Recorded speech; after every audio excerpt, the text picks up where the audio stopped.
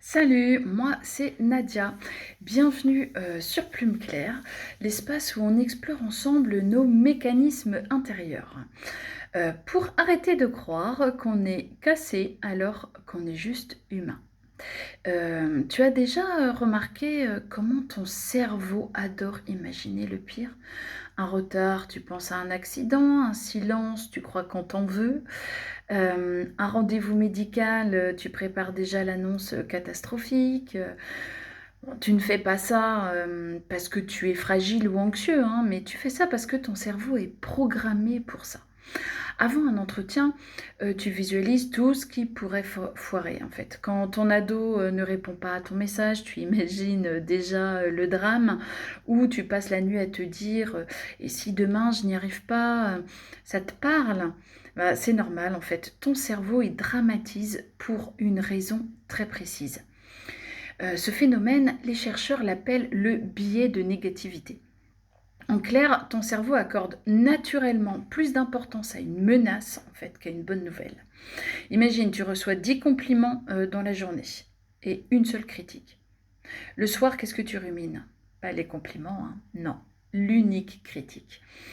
Ça ne veut pas dire que tu es ingrat ou trop sensible, hein, pas du tout. Ça veut dire que ton cerveau est construit en fait pour retenir le négatif.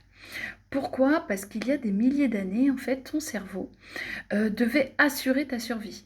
Il valait mieux s'inquiéter pour rien que de rater un danger réel. Donc celui qui sursautait pour une brindille qui craquait avait plus de chances de survivre que celui qui se disait juste le vent quoi.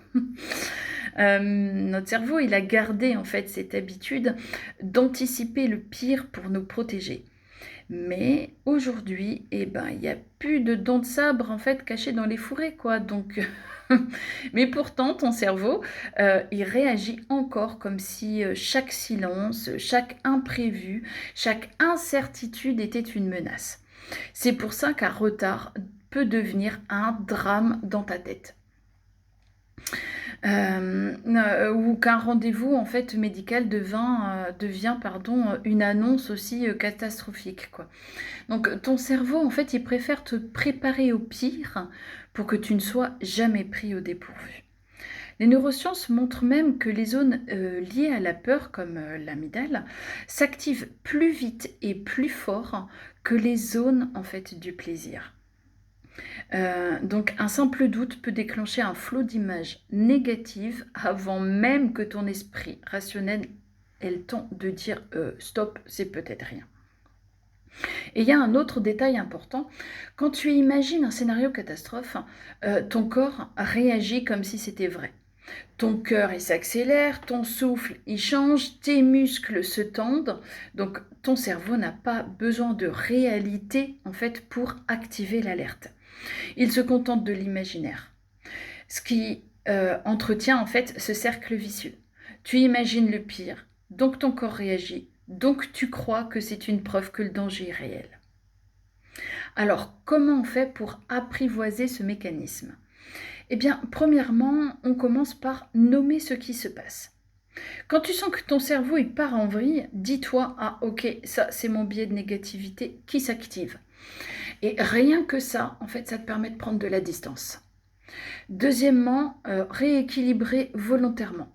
C'est-à-dire que pour chaque scénario catastrophe que ton cerveau invente, force-toi à imaginer au moins un scénario neutre et un scénario positif. Parce que ça va créer du coup de nouvelles habitudes pour ton cerveau. Et ce qui est important, c'est de revenir au présent. Souvent, le pire scénario n'existe que dans notre tête, en fait. Reconnecte-toi à ce qui est réel, ta respiration, ton corps, l'instant présent, en fait.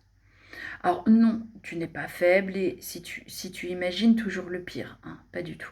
Tu as hérité d'un cerveau qui, depuis des millénaires, préfère exagérer le danger, en fait, plutôt que de rater une menace. Merci d'avoir pris ce moment avec moi. Si tu veux continuer à mieux comprendre les mécanismes intérieurs, eh bien abonne-toi. Et surtout, rappelle-toi, ton angoisse n'est pas un défaut. C'est ton cerveau qui cherche à te protéger. À bientôt!